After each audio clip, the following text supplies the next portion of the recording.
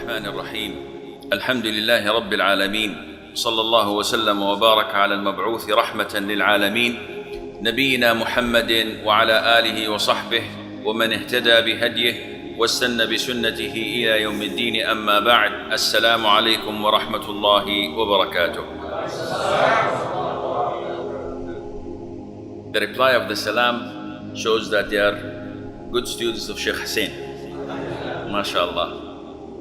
My students don't do this usually.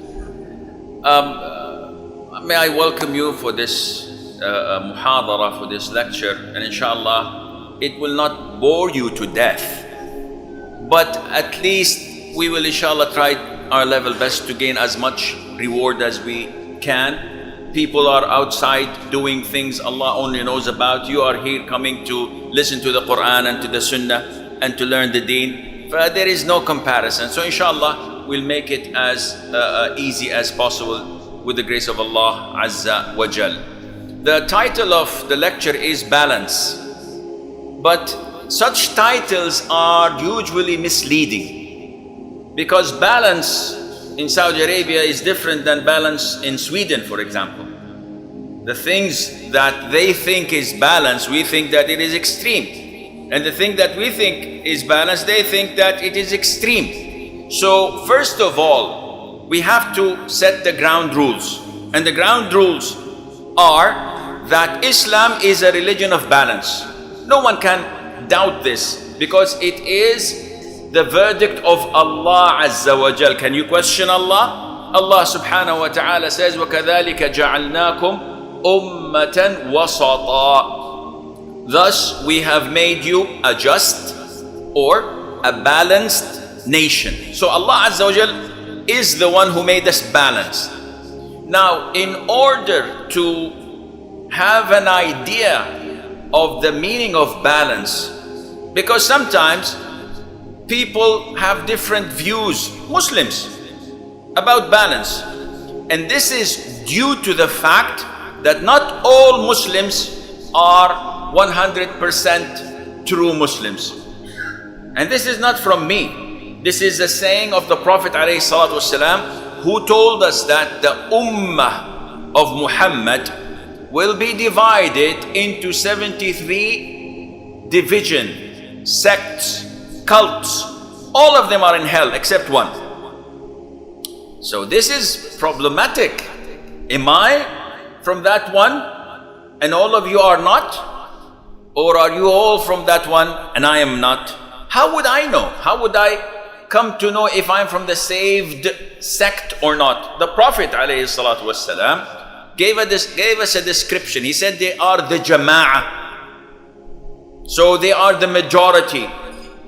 But is majority measured by number, by quantity, or by quality? Ibn Mas'ud, may Allah be pleased with him, the companion of the Prophet ﷺ, said, Al-jama'ah is what coincides with the truth even if you were alone.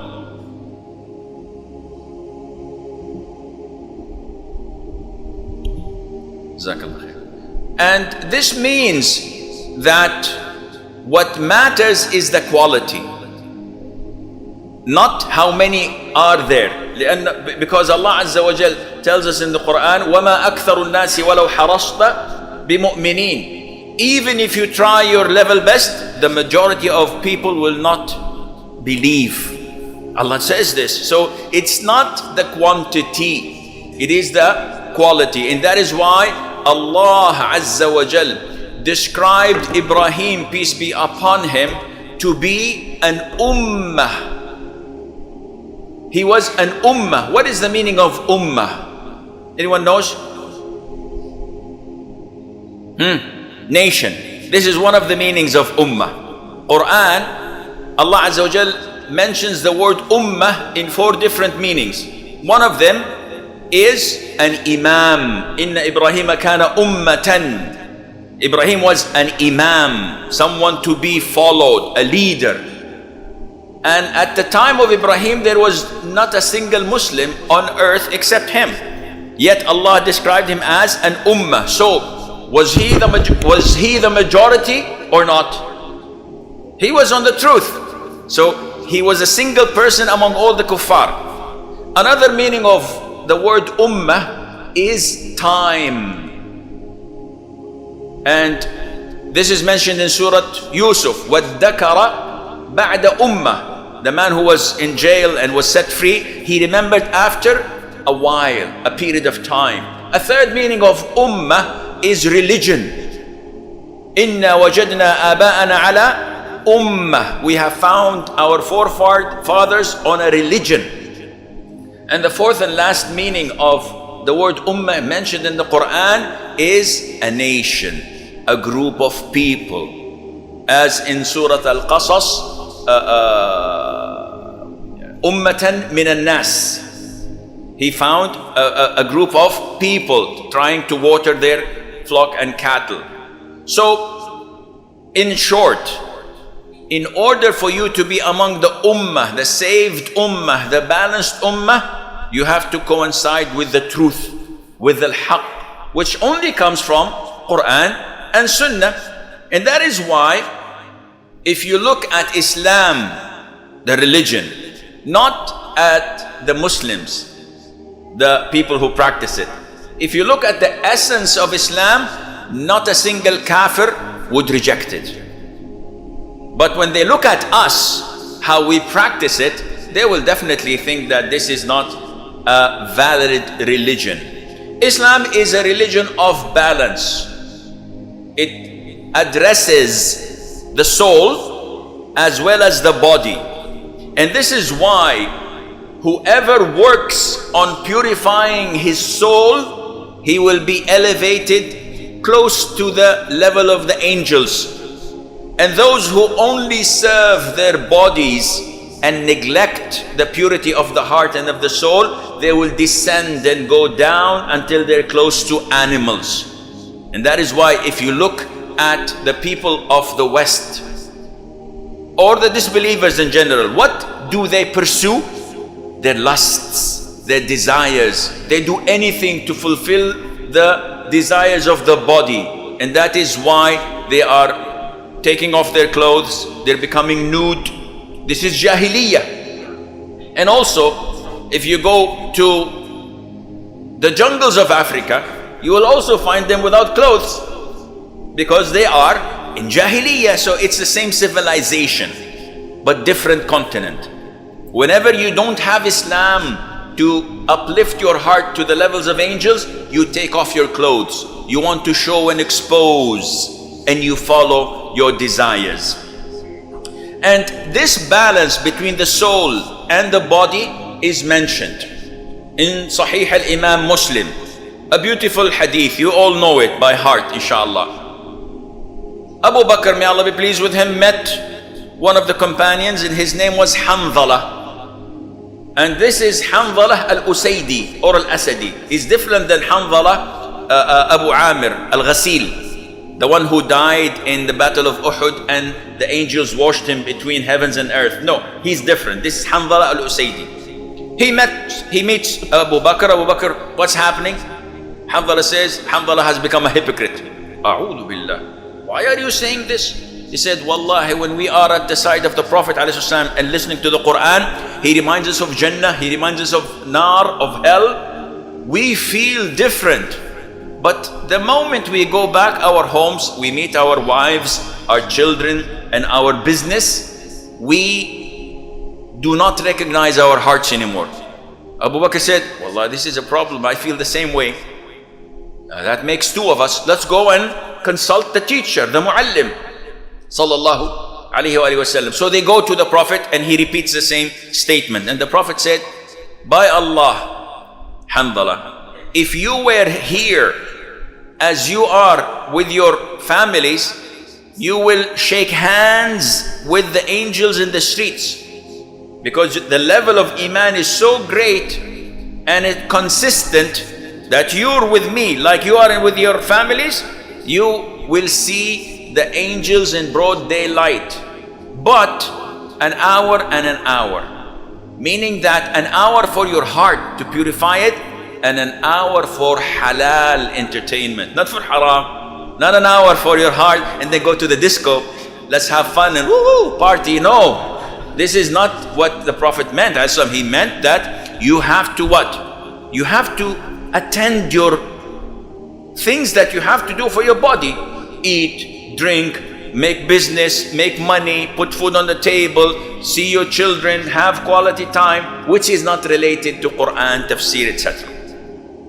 Now, how would we know the balance? How can we tell? It's very easy. Whatever Quran and Sunnah checks the box as being balanced, it is balanced. Whatever the Quran and Sunnah tells us is good, it's good. And whatever Quran and Sunnah tells us is bad, it's bad.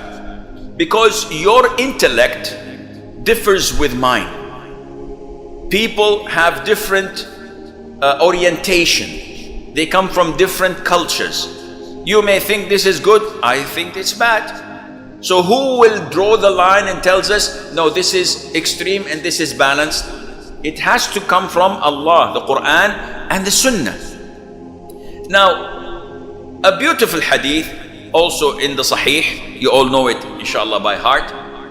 And this hadith has two narrations. One, a story between Salman al-Farisi and Abu Darda, may Allah be pleased with them all. And one with the Prophet ﷺ and Abdullah ibn Amr ibn al-As. So which one you want? Okay, different opinion between the scholars as usual. So we'll take the one with the Prophet ﷺ, because whenever the Prophet is there, there is barakah. So Amr ibn al-As, one of the great companions of the Prophet ﷺ, who embraced Islam at the 8th year of Hijrah, yani just before Fath Makkah. So he was very late. And before that, he was a very strong enemy of Islam. He becomes a Muslim, one of the wisest men of Arabia. His son is Abdullah ibn Amr ibn al-As, one of the great narrators of the hadith. Abu Hurairah and Abdullah ibn Amr, they have equivalent in the number, but Abdullah writes and Abu Hurairah memorizes. So the father finds a beautiful woman from a good lineage of Quraysh, and he weds her to his son Abdullah. Couple of weeks later, he checks on his son's house. He meets his daughter-in-law. My daughter, how are you? She said, MashaAllah. How's Abdullah? Oh, Abdullah is the finest of all men. He sleeps, he fasts all day and prays all night. MashaAllah, he's the best of Muslims. Amr is a smart man. When a newlywed fasts all day and prays all night, this means that he has no intention to give his wife her rights. So Amr immediately goes and complains to the Prophet ﷺ. I will not speak to my son, he's a hopeless case. If I tell him, he said, no, your father, you don't pray like I do, he looks down at me. So I go to the Prophet. He goes to the Prophet calls him. Abdullah, how many days do you fast a month? He said, oh Prophet of Allah, I fast every single day. The whole year, fasting every single day. We come and fast Ramadan, and said, Alhamdulillah, it's finished. Imagine, one more day I would have died. But he fasts every single day. He said, no, fast only 3 days a month. Oh Prophet of Allah, I can do more. 7, 10, 15, that's it. Don't exceed 15 days. 1 day, 1 day off. This is the sunnah, and this is Dawood's fasting. Abdullah, how many hours do you pray at night? He said, the whole night. Sheikh, don't you watch The Voice? Don't you? No, Prophet of Allah. And this is astonishing. I found here on TV some of, I don't know which country, some of our sisters wearing the hijab and singing and dancing. And what kind of balance is this? Sheikh, let's understand balance, then we can apply this. Anyhow, so Abdullah, how many hours you pray? The full night. Akhi, what kind of a man is he? Did he used to sleep at daytime? He goes for jihad. But he had an objective that is way, way, way beyond our job description. His objective is Jannah. So the Prophet told him, alayhi salatu wasalam, not to do that. And he told him how long or how what is the way of reciting Quran? And he said, I finish the Quran once every night, from cover to cover. We come in Ramadan, I ask brothers in my masjid, mashallah, how many times do you finish the Quran per year? I said, Sheikh, I started doing that 6 years ago in Ramadan, but inshallah this Ramadan I will complete it. If you open the Quran, you will find dust on it. This is a shame. This is Allah's words, but we are unfortunately not putting effort. Abdullah ibn Amr, every single night he finishes it 30 times a month. The Prophet said, no, finish it once a month. This is the minimum. 1 juzu every night.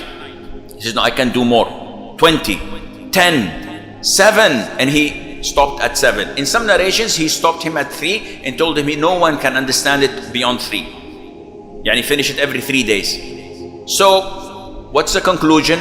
The Prophet ﷺ told him a beautiful statement. If we can write it in gold and put it in front of us in all places we go to, so that it would be our motto in life, that would be good. The same statement was said by Salman to Abu Darda. Abu Darda complained to the Prophet okayed it. What is the statement? The Prophet said to Abdullah, Ya Abdullah, inna li rabbika alayka haqqan. Allah has rights over you. What are Allah's rights? Tawheed, prayer, etc.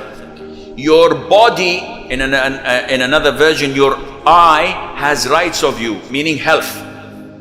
Your guest has rights over you, meaning social commitment.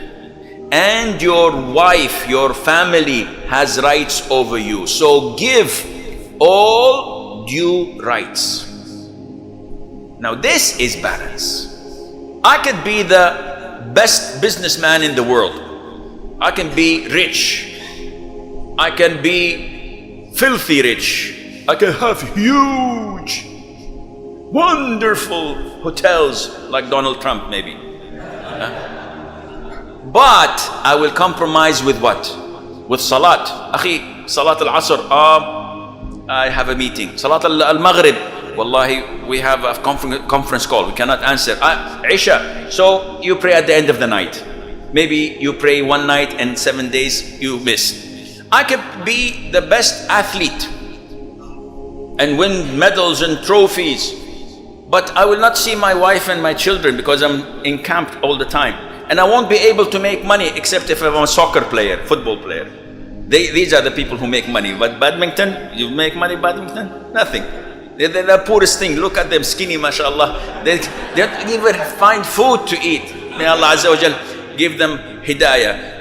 And also prayer, fasting, forget about it. I can be the best sheikh, praying all night and fasting all day, sitting in the masjid with beads, 1,000, saying Allah, Allah, Allah, Allah, Allah. Like some of these people do. I had a car. It's a GMC car. It is 1994 model, very old. MashaAllah, it was always remembering Allah. When you turn it on, it says Allah, Allah, Allah, Allah, Allah, Allah, Allah. Beautiful car.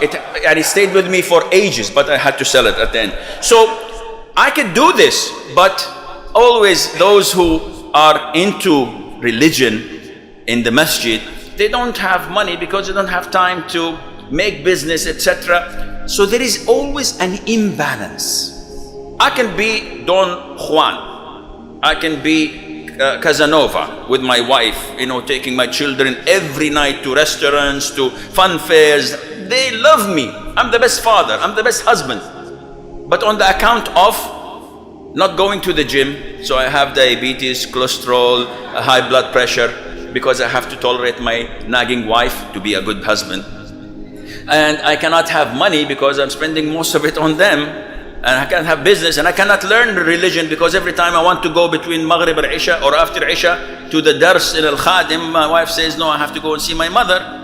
So this imbalance makes our life difficult. The Prophet is giving us the formula, alayhi salatu wasalam. Be balanced. Wallah, and I swear, inshallah, truthfully, If you manage to balance these things, you are the happiest person on earth. You will be the happiest person walking on earth, because everything is satisfied spiritually and physically as well. But when you have this imbalance, then you have a problem. Nowadays, all who we know have this imbalance. And that is why some of us live and die only for the paycheck.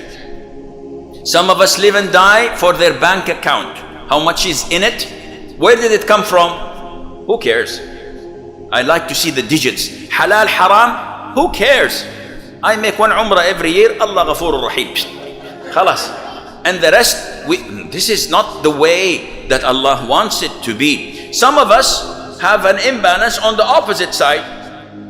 They don't care about their needs, their physical needs, and they only go astray trying to reach spirituality, but through the wrong doors. And this is also an imbalance. They go against their nature. They don't eat halal, or they make everything haram. Some of the brothers say, Ya akhi, this water is, I don't know, maybe it's still, it's coming from desalinated plants of sewer, and maybe, why maybe? Toothpaste, Sheikh, haram because it has pork. Where is the pork? Pepsi, Coca-Cola, sweets, everything is pork, pork, pork. Some of the brothers have this in them. Why are you so extreme? Where are you getting this knowledge from? I heard someone say something on the bus. So I thought, khalas, I have to. This is from Allah Azza wa Jal. MashaAllah, tabarakallah. And this is wrong. When you look at Islam compared to other religions, you will find it the best religion of all. Some religions tell you to not marry, stay in a church or a place, a monastery or something, be a monk, don't eat this, don't eat that.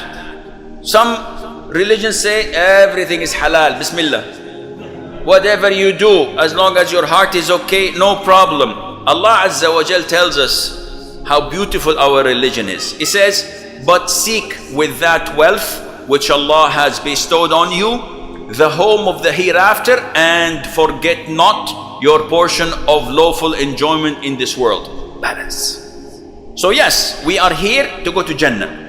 It may take us 60 years, and on average between 60 and 70. Some of us may live until 950 years like Nuh.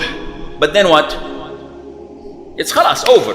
It's eternity. No stopping us now. But if you work hard, you live forever in happiness and paradise. Allah Azza wa Jal is telling you, work hard, but don't forget your portion. You are in this life, Allah gives you halal things. So eat halal, drink halal, marry in halal, enjoy everything in this world in halal. This is the balance that we would like. Part of the characteristics of our religion, that it is a balanced religion, that is a religion of the middle path, that it is suitable for every generation and every location. So Islam is suitable for all times. No one can come and say, akhi, this was okay at the time of the Prophet ﷺ. 15 centuries later, this we cannot apply. No, you cannot.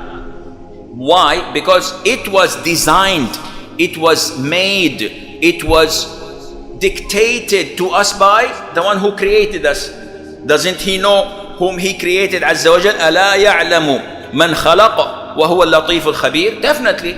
So by thinking that you can hint that the religion is not suitable now, this is total blasphemy. This is kufr. And this we see all over. But then third time I'm going to stop. I was joking.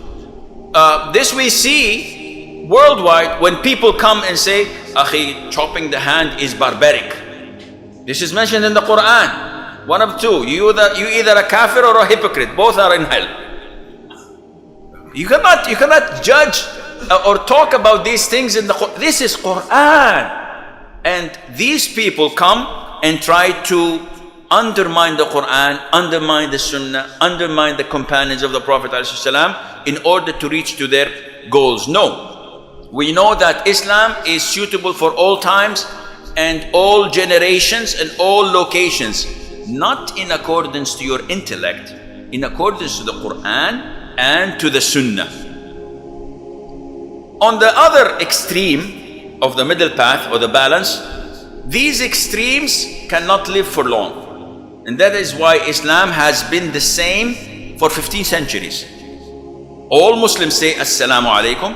All Muslims pray 5 times a day to the same location, fast the same month, make Hajj the same house of Allah Azza wa Jal, prohibit intoxicants, khamr, wine, etc., prohibit fornication, zina. Hasn't changed. It will never change, because this is the religion of Allah Azza wa Jal. Extremism, on the other hand, don't eat meat. Why? Because you don't know it's halal or haram. Then why should I listen to you? Why? Because I don't know if you're a Muslim or a kafir. It's the same thing. It goes both ways. It's not one way. So religion is not by maybe, no, certainty. This is tahir, pure, or najis? Pure. Everything here is pure. But I doubt, Sheikh, that maybe throw it in the trash can.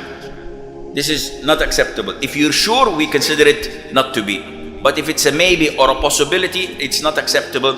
And Islam, and there's a fiqhi rule known al-yaqeen la yazulu bil-shak. That certainty is not removed by doubt. And if you apply this, you will be relieved. I receive hundreds of questions every day from brothers and sisters, and the majority of the questions, Sheikh, I have wiswas, I have OCD. I go and answer the call of nature and I feel that I have splashed my whole body with urine. How heavy is your urine? When it falls down, it says, I get splashes. What is this? This is iron, this is not urine.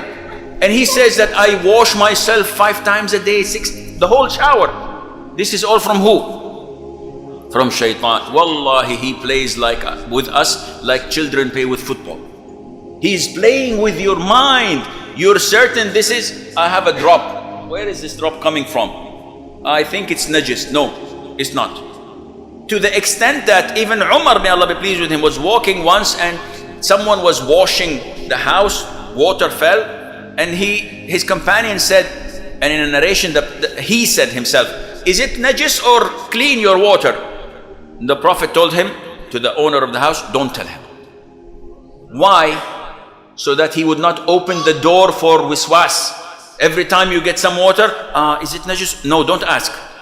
Are you sure it's najis? No, I'm not sure. Khalas. The default, it is pure.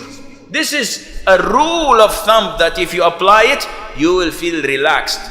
Not like those who go to the bathroom, urinate, and stay for half an hour. Wallahi, I've seen, we might laugh, but this is an illness. I've seen people in the toilet coughing. I thought that he has maybe some illness in it. Maybe I have to save him and take him to the hospital. And I stay. I wait. Then I hear him jumping. Maybe he's now aerobics. I wait for 10-15 minutes and the man comes out exhausted. He said, oh Sheikh, salam alaikum. Alaikum salam. What are you doing? He said, I have this problem with urinating. Akhi, people were urinating since Adam. Until now, they still have the same thing. But no one is doing what you're doing. This is all from who? You tell me. Who is doing this? Shaitan.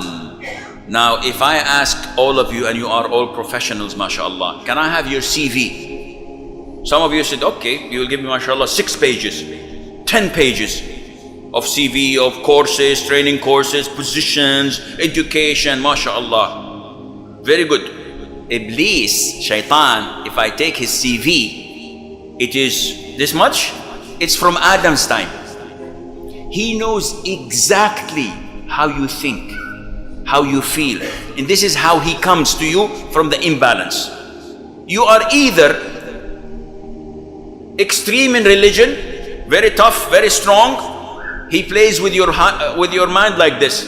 No, no, no, 3 times is not enough. Maybe you did it 2 times. Let me do it 5 times. After a while, let me take a full shower, it's better. Wallahi, in 1990, I was in Damascus, Syria. 1990, remember the date so that you don't say, Sheikh went to Syria.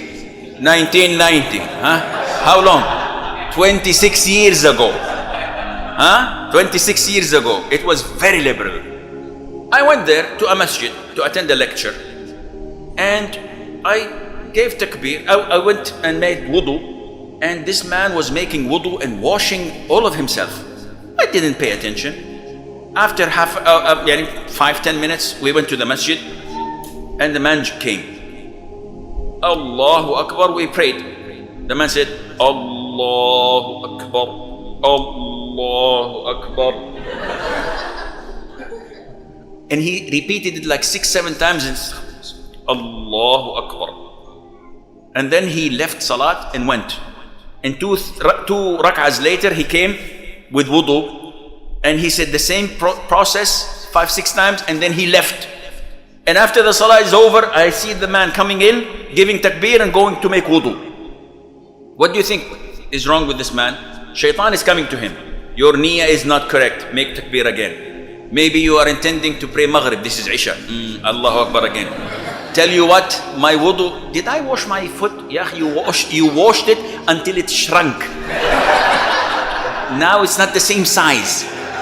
So what are you doing? So he goes on and on and on and on. And people prayed and finished the prayer and the night was over and he's still Allahu Akbar. This is an illness. Shaitan plays with him.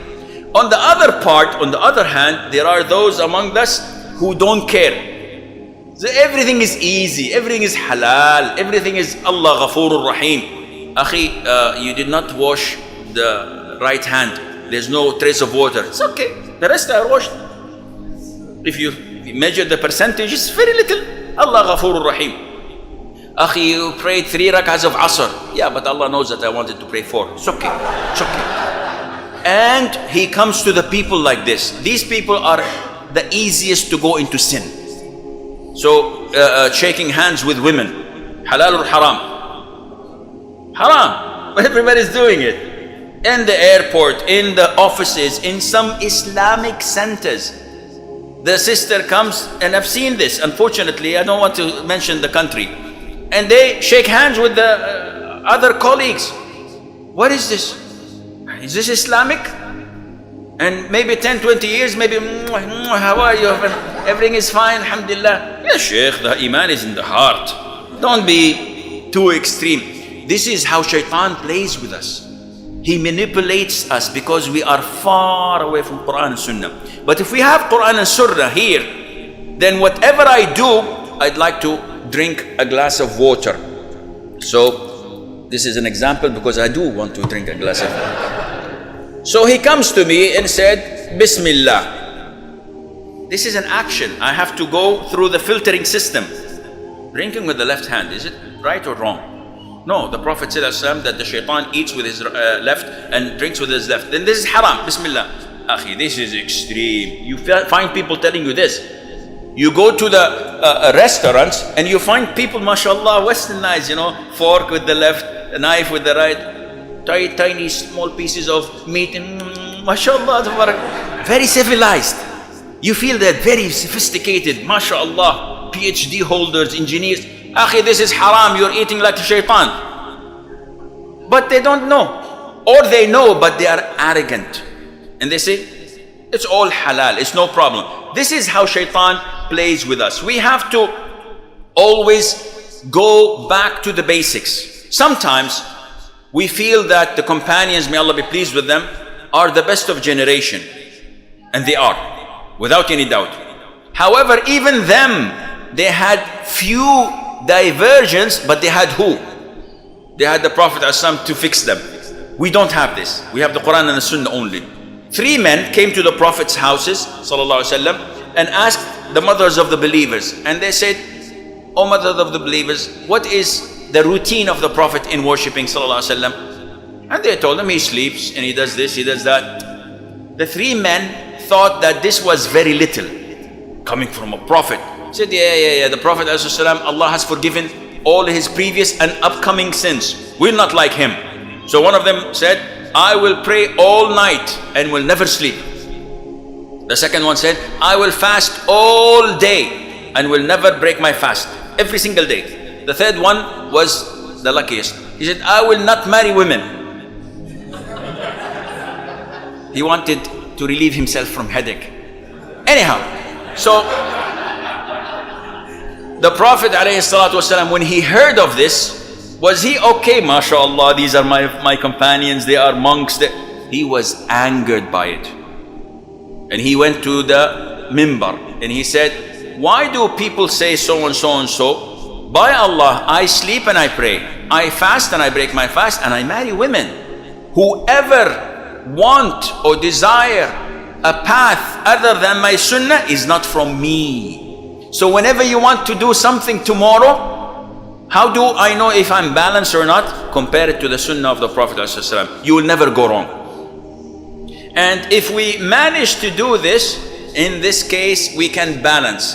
We balance in issues of aqeedah, in issues of fear and hope. Because we know that in Islam, there are three things essential for your aqeedah. The love of Allah. I met a Saudi gentleman once. He prays in the masjid. He's a pilot, airline pilot.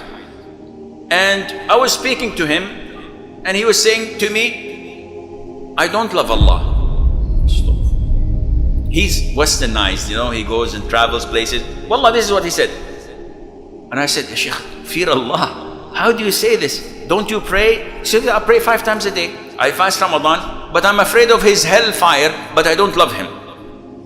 Such a person is stupid, because he did not think of Allah's favors and blessing. If someone, while you're walking, says, Akhi, you've dropped your wallet, and in it your salary and your ID cards and everything you need, how would you feel?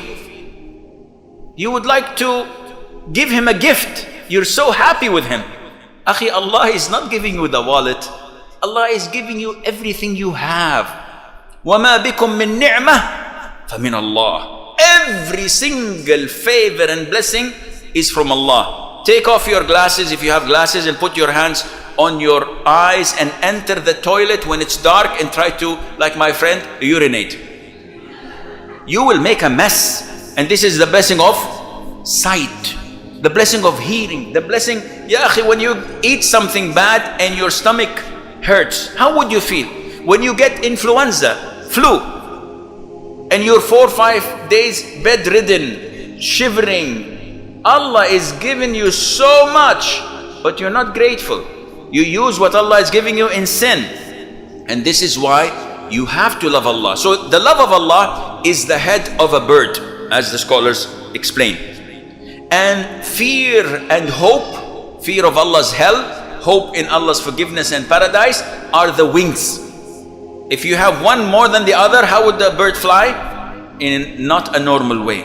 So you have to have the balance between them. Muslims have the balance. They fear hell, but they also are hopeful. They're not fear. If they fear hell only, they will become despair. They will lose hope. And if they are so hopeful in Jannah, they will make sins, because Allah will not put us in hell. He will put all the kafir, the Jews, the Christians. No, I will not. And this is why Umar, may Allah be pleased with him. Look at the balance. Umar is the second Khalifa. He said, if a man were to call from heavens, all of you on earth are in hell except one, I would have hoped that I was the one. This is hope. And if someone called, all of you are in paradise except one, I would fear that I am the one. So hell and heaven, there is this balance. Muslims have the balance in their i'tiqad, in their belief. Yani, for example, Ahlus Sunnah wal Jama'ah, it's us, inshallah. Who are the extremes? On the far right, we have the extremists, the radicals, the Khawarij, who give takfir to everybody. Even if they look in the mirror, you're kafir. Oh, sorry. I'm sorry. I'm just used to it. Sorry. They give takfir to everybody. In Saudi, some of them who are brainwashed, they even give takfir to their parents. One of them killed his uncle. A few months ago, one of them, or two of them, or six of them, from the same family, killed their cousin because he works in the army.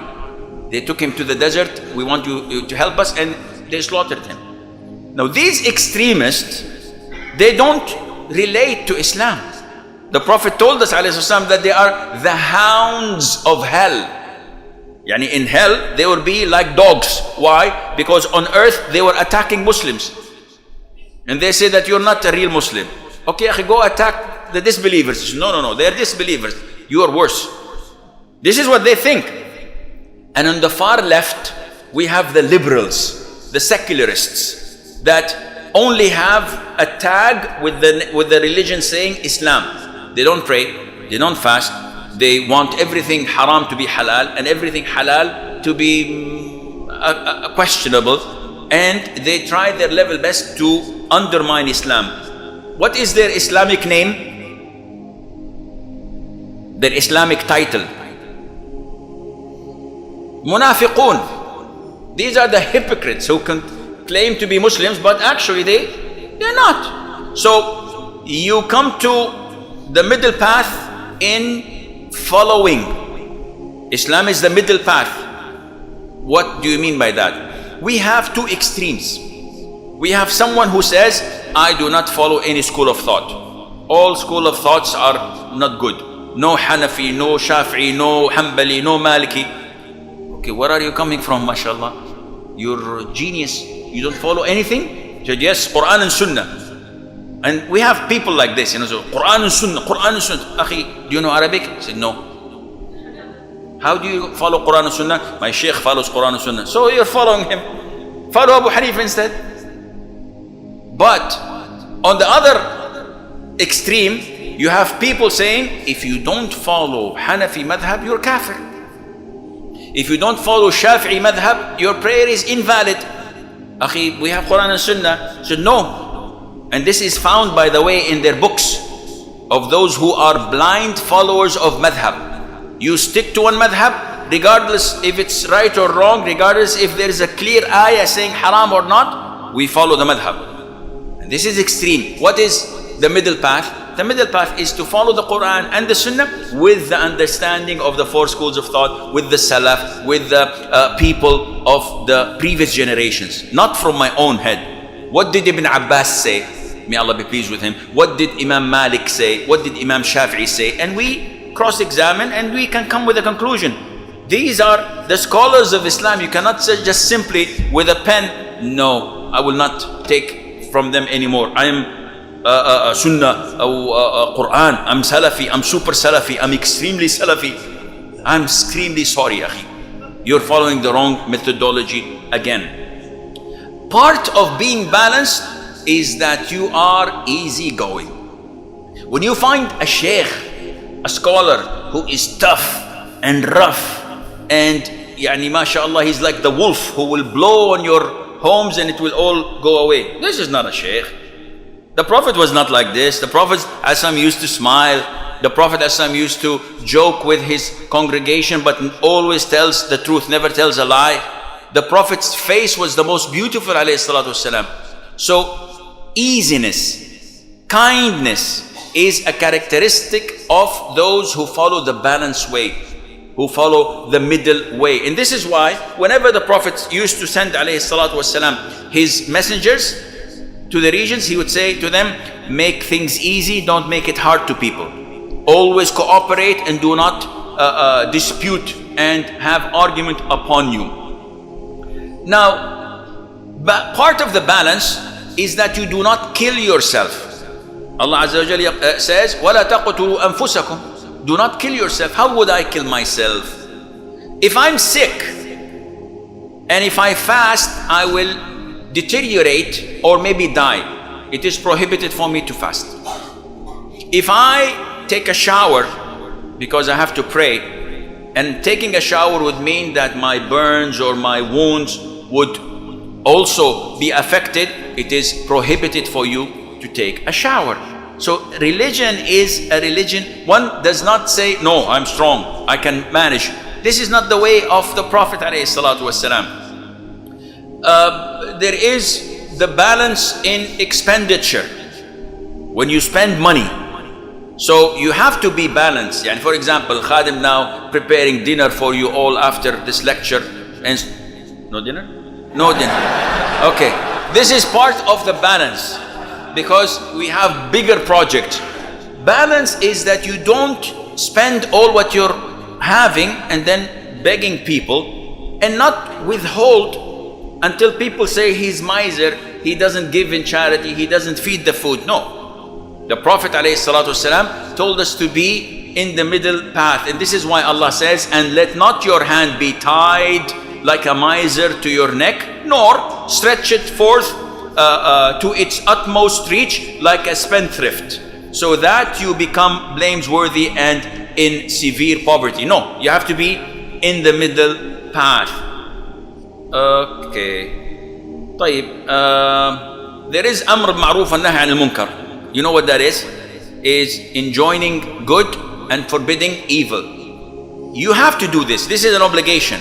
But you also have to balance it.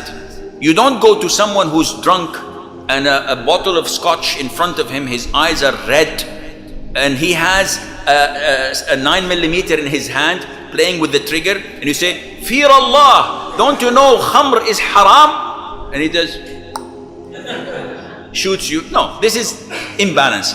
And at the same time, you don't see a lot of sins coming and you don't even say the word of advice, akhi, this is haram. In the office, mixing, smoking, not praying.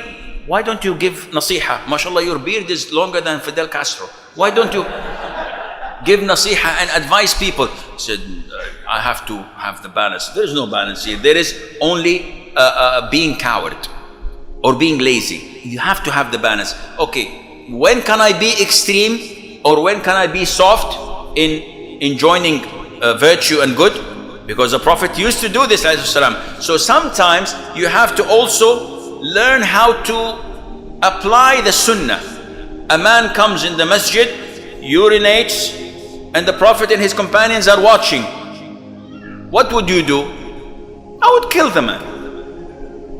But the Prophet ﷺ told him, no, leave him.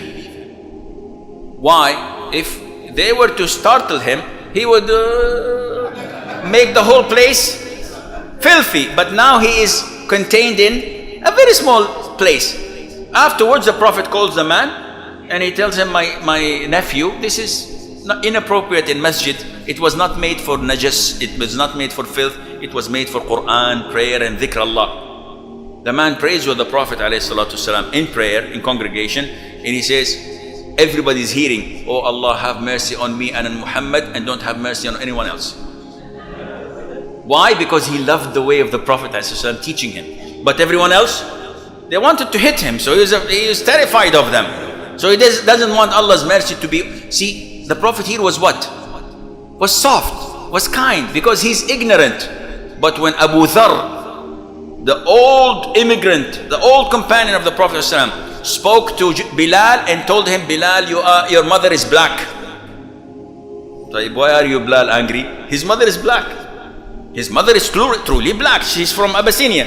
Yeah, but Abu Dharr did not say it as a compliment or as a fact. He said it as discrediting him. When the Prophet knew about this, he said, Bilal, Abu Dharr, you're a man of arrogance and ignorant. He said, oh Prophet of Allah, after migrating 13, 12 years ago with you and being among the first, I am a man of Jahiliyyah, of pre-Islamic era? He said, yes, because of what you said. In another incident, a man in Sahih Muslim, you all don't know the hadith of course, a man was eating with his left hand. The Prophet saw him, he said, eat with your right. The man said, I cannot. A lot of the people we know are like this, ignorant and arrogant. They can, but they don't want to. The Prophet said, may Allah make you unable to do that. Lastata'at, he said. And the man's hand was paralyzed, he could not lift it to his mouth. Why? Because this is different than an ignorant. He is arrogant, he has defiance in his heart to Islam and to the Sunnah and rejecting. And there are so many examples, but the time does not allow us to do this. Can go on? What about the dinner? No dinner? Okay, they said prolonging it a little bit. Okay, now also part of the balance is to go against what your soul desires. If it goes against the Sharia, how is that? We have imbalance in our affection.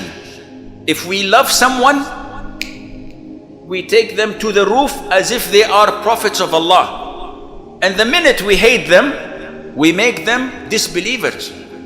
We don't believe in a Muslim. No, he's either a saint, a messenger, or a kafir. And this is a problem. And this happens also with us in houses, with our spouses. A wife loves her husband greatly. The minute he mentions that my mother said, khalas, he becomes shaitan. Why did you bring her mentioning it? She's my mother. She said, yes, but you know what she did 16 years ago? She didn't invite me to her sister when she came. Subhanallah. And by the way, the same goes with men. And even worse. But women are weak. We can make jokes at them. They will not hit back. Men, it's a big problem.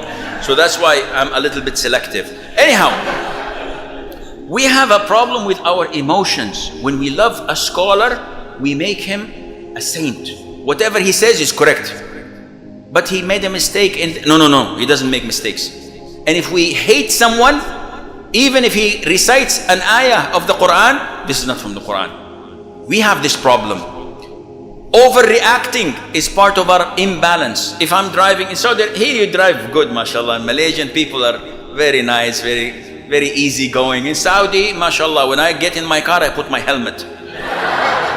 And I become a different person. You know, I became very aggressive.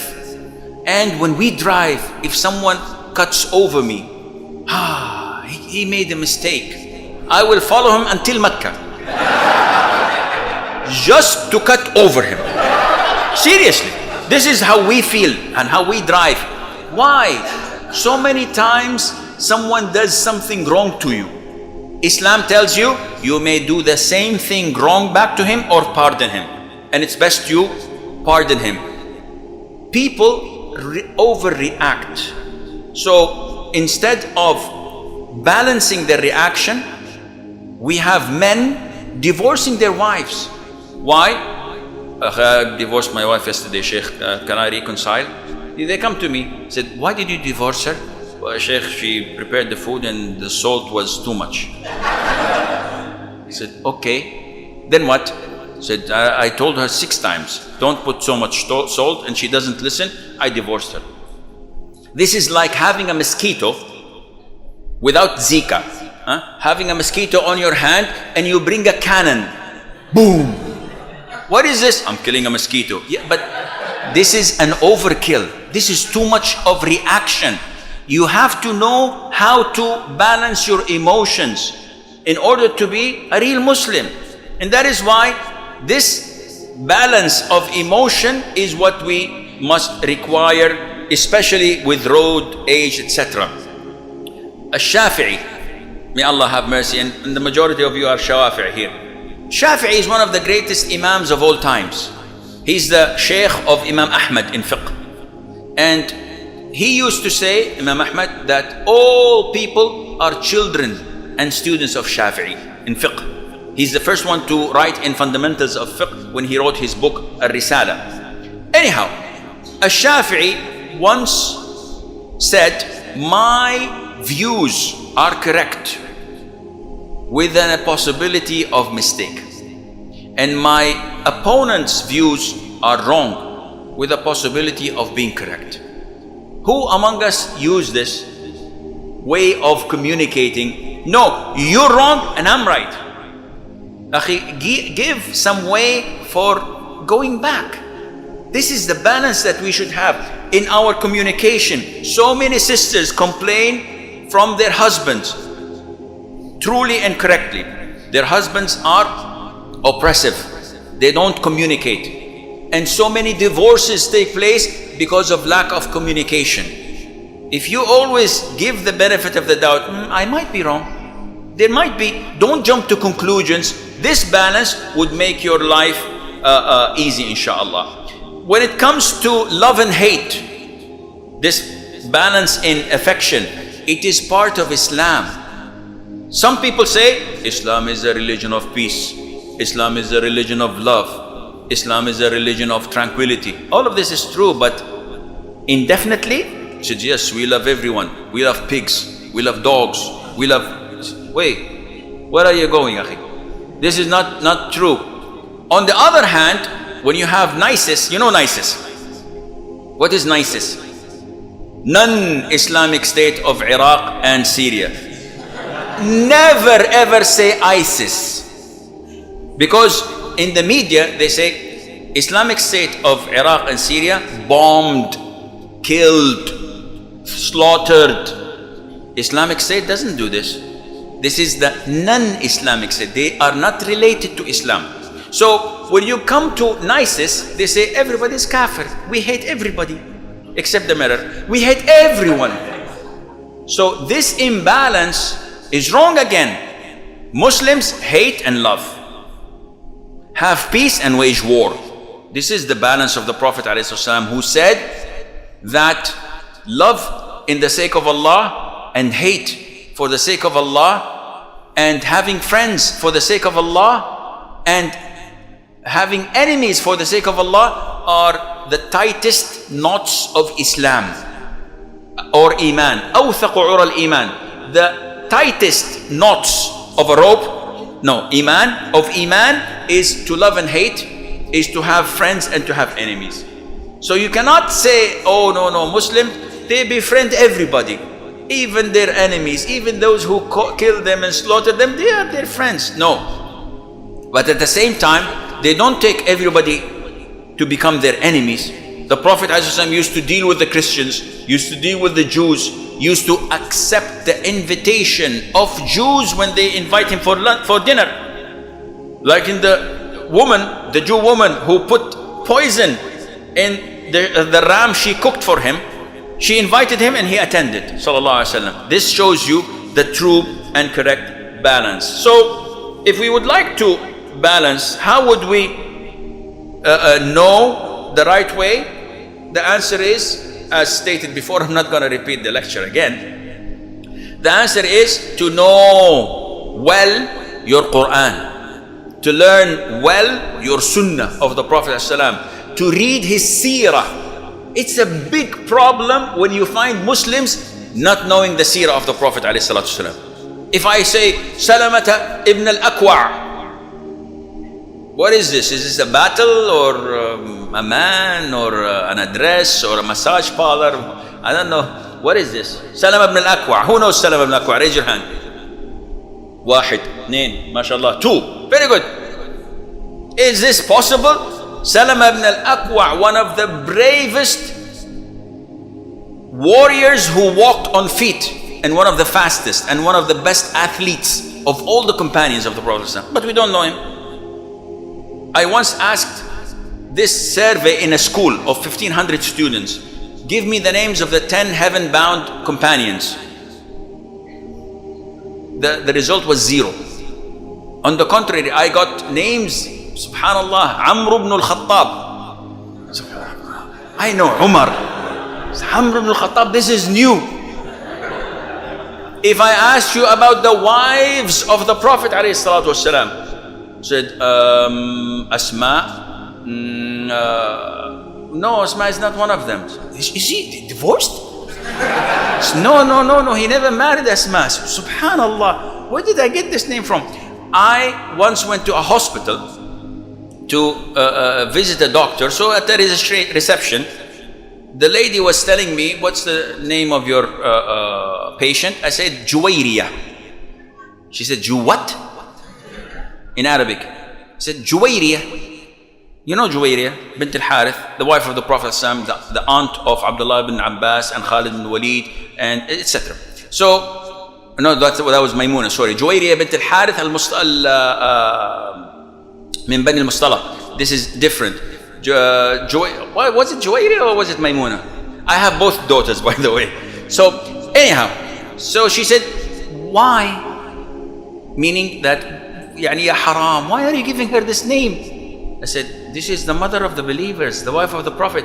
She said, Juwayriya? And she was an Arab. She was a Muslim wearing the hijab, so sort of what they call the hijab. And she was astonished. She never heard that the Prophet had a wife by the name of Juwayriya. This is a big problem. So you learn the seerah of the Prophet ﷺ. You know when Mu'tah took place, the Battle of Mu'tah, when Al-Khandaq took place, when Tabuk took place, what is that Al-Qarad, what is Al-Muraysi', what is Banu Nadir, Banu Qaynuqa', what is Bani Qurayza. When you know this, you have dignity, pride. You know how to balance things. No, I cannot do this. The Prophet didn't do it, ﷺ. Oh, yes, I should do this. The Prophet did this, ﷺ. You have the balance. But when you like nices, you don't even know what the Prophet did or what the Prophet did not do, alayhi salatu wasalam. They don't even speak Arabic. Kill. Force fi sabilillah. Allahu Akbar. That's it? Yeah, khalas, jihad.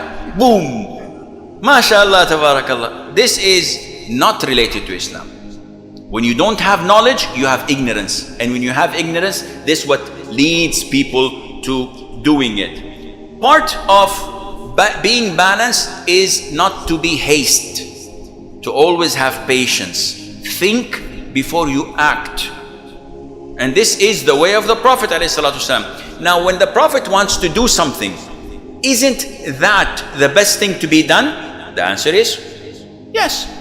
If the Prophet wanted to do something, definitely it is halal, definitely it is the right thing to do. However, the Prophet used to think ﷺ of the consequences. If I do this, what will happen afterwards? Good or bad? If bad, I will stop.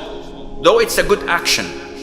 Example, the Prophet said ﷺ to Aisha, may Allah be pleased with her, Ya Aisha, had it not been to the fact that your people are close related in time to pre-Islamic era, yani they have just accepted Islam few months ago. Had it not been to that fact, I'm afraid of this, I would have demolished the Kaaba and built it again on the foundations of Ibrahim. You know this ark? What is it called? Al-Hakeem. In colloquial language they call it Hijr Ismail. This is part of the Kaaba. So if you go inside in Tawaf, your Tawaf is invalid. The Prophet wanted to demolish it, to build it again on the foundations of Ibrahim, on the pillars of Ibrahim, and have two doors, one for the people to enter and one for the people to exit if they want to see it. Okay, Prophet of Allah, why didn't you do it? He said, because if I do this, those new Muslims would reject Islam. And they would say, he's not a messenger of Allah. He's humiliating the house of Allah. He is so and so. And they would reject Islam. So the Prophet was thinking of what? Of the consequences. We have so many people like this. Once I was talking to a brother, he's telling me I have shredded papers of Quran. What to do with it? I said, burn it. He said, Fear Allah. Talking to me? He said, yes. You want me to humiliate the Quran? I said, no, akhi, burn it to preserve it. This is the word of Allah. Burning it is halal with the intention of saving it and preserving it instead of being torn and scattered. He said, no, this is haram. I said, akhi, if you know the fatwa, why do you come to me? Go to somewhere else. MashaAllah, you're knowledgeable. So people have weird way of thinking without knowledge. So you have to be patient. Finally, I think that dinner might be. I'm not promising anything. Finally, is balance a choice that we have to make? No. This is our destiny. You don't have a choice of, let me be balanced or imbalanced. No. To be a Muslim, you must be balanced. Otherwise, you have a big problem because you're not complying with the Quran and the Sunnah. And Allah Azza wa Jal knows best. Wallahu a'lam. Wa nisbatul ilmi ilayhi aslam. Wa sallallahu wa sallam wa baraka ala abdihi wa rasulihi nabiyina Muhammad.